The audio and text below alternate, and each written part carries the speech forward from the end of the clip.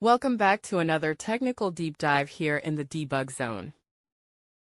Today, we're tackling a big question and breaking it down with insights from other users.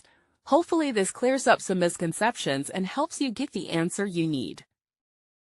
So buckle up, stay a little curious, and let's jump right in.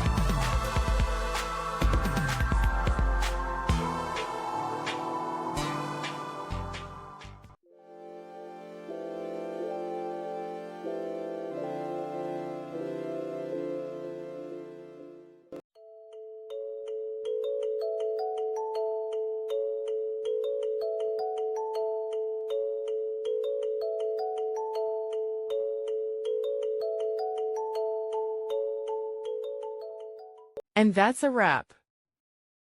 I hope you found the answer you were looking for.